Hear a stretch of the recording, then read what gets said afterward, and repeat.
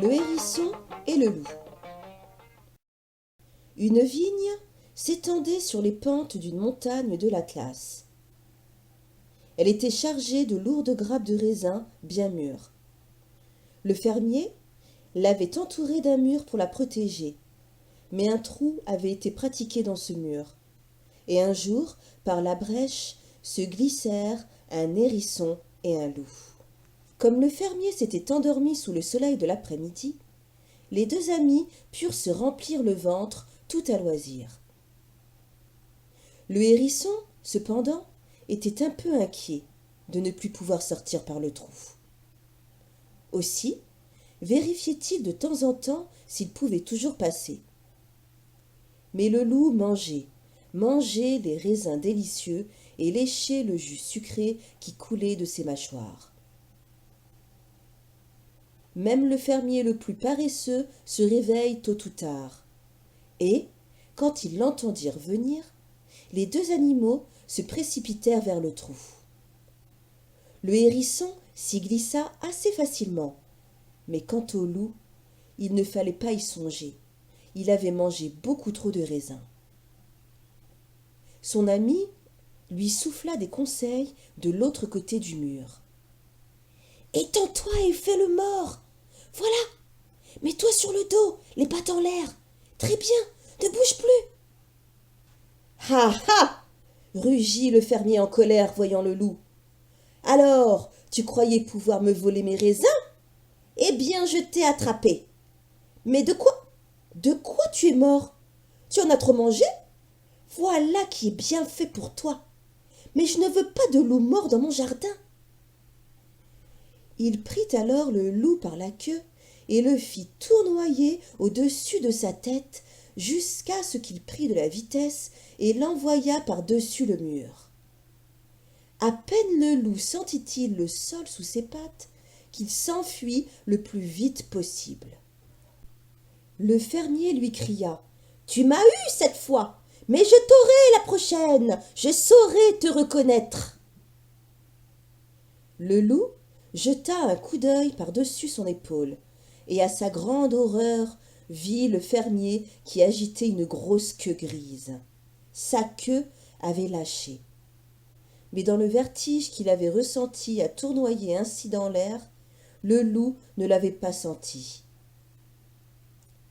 Retrouvant son ami le hérisson un peu plus loin, le loup lui dit désespéré : « Que vais-je faire maintenant ? Le fermier va me reconnaître. Un loup sans queue est un animal marqué. » Le hérisson le contempla pensivement pendant un moment. « Ne t'en fais pas, dit-il enfin. Laisse-moi faire. Je vais t'arranger ça. » 1 ou 2 jours plus tard, le loup fut invité à une fête que donnait le hérisson. Quand il arriva, il découvrit que les autres invités étaient tous des loups, très semblables à lui-même. « Et maintenant, dit le hérisson, nous allons d'abord jouer à un jeu. »« Oh oui !» s'écrièrent les loups en chœur. « Jouons ! Quel genre de jeu suggères-tu, hérisson ?»« Nous allons jouer à Moulons le grain. Je vais vous attacher tous par la queue à cette meule, et vous essayerez de la faire rouler le plus vite possible. » Et il leur montra une grosse et lourde meule par terre devant sa maison. « Merveilleux !» dirent les loups. « Nous adorons courir en rond, nous sommes très forts à ce jeu-là. » Le hérisson les plaça en cercle et attacha solidement chaque loup par la queue à la meule. Puis il se recula et dit : « Prêts ? Partez !» Tous les loups se mirent à tirer et pousser très fort, et lentement l'énorme pierre ronde se mit à tourner.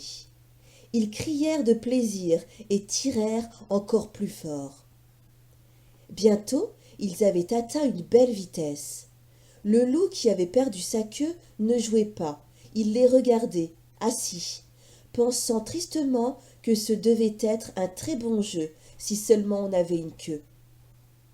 Soudain, Le hérisson cria de tous ses poumons. « Les chasseurs arrivent, mes amis! Sauvez-vous vite !» Et en même temps, il frappa sur une boîte de fer avec un bâton qu'il avait caché derrière son dos. Les loups, pris de panique, bondirent si soudainement que chacun y laissa sa queue.